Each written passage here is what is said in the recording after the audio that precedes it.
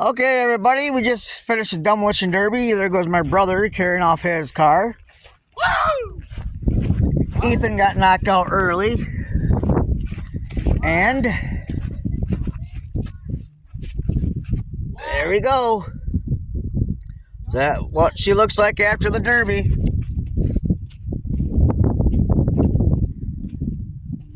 Got a little fixing on the front to do, but other than that, that's it.